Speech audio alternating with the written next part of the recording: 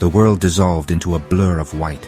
Headlights, blinding and relentless, were all I could see. A truck roared, engine screaming like a banshee, bearing down on me. Panic seized me, freezing my limbs. The horn blared, a deafening shriek that echoed in the vast emptiness of the plains. Then, just as suddenly, silence. The truck vanished. My heart hammered against my ribs, each beat a drum of terror in the quiet night. It had been hours since I'd seen another soul. Just the endless expanse of the Venezuelan plains, stretching out under the oppressive weight of the night sky. The air hung heavy, thick with the scent of damp earth and a strange, cloying sweetness I couldn't place. The only sounds were the low hum of my car engine and the distant, mournful cries of unseen creatures. Each mile I drove deepened my isolation, pushing me further into the heart of this desolate, unforgiving land. A figure emerged from the darkness ahead, a woman bathed in the pale glow of the moon. She was breathtakingly beautiful. Long flowing hair cascaded down her back, framing features that seemed sculpted by angels. Her dress, a vision of white, clung to her curves, accentuating her every movement. Relief washed over me. Someone to help, someone to break this suffocating loneliness. I slowed the car, rolling down the window, a greeting forming on my lips. But as I drew closer, a chill ran down my spine. Her beauty was flawed, marred by an expression of profound sorrow. Tears streamed down her face, leaving glistening tracks through the grime that caked her skin. And her eyes, they burned with a cold, unsettling light. In a terrifying blink, her features twisted, beauty dissolving into a grotesque mockery of humanity. Her mouth gaped open, impossibly wide, revealing rows of sharpened teeth. A scream caught in my throat, my blood turning to ice. This was no woman, it was Sayona. I slammed my foot on the accelerator, the engine roaring back to life.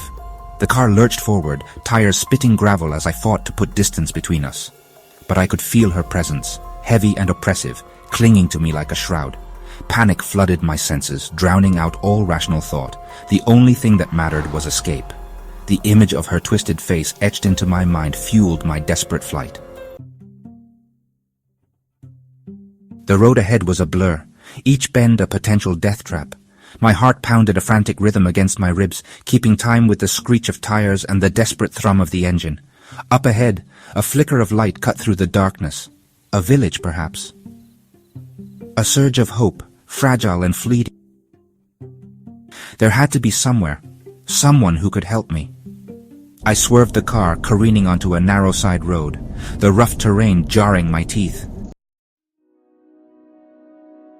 The village was small, little more than a handful of ramshackle huts huddled together against the vastness of the plains. Silence hung heavy in the air, broken only by the whisper of the wind through the dry grass. I pulled up outside the first dwelling, a rickety wooden structure that looked close to collapsing in on itself. Relief, like a physical force, washed over me as I stumbled out of the car. I was safe, for now. An old woman answered my frantic pounding. Her face, weathered and wrinkled with age, held a look of concern as she ushered me inside. I told her everything, my voice trembling as I recounted the horrifying details of my encounter with Sayona. She listened patiently, her eyes filled with a strange mixture of pity and understanding.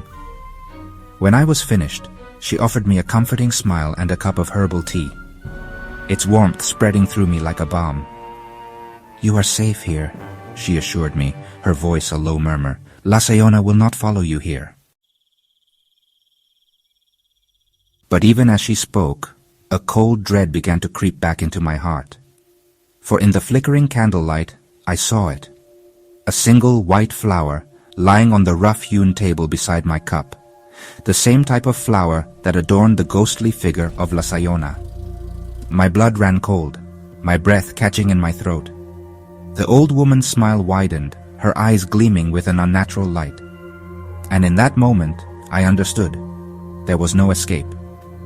Sayona was not just a creature of the night, She was everywhere, and she had found me.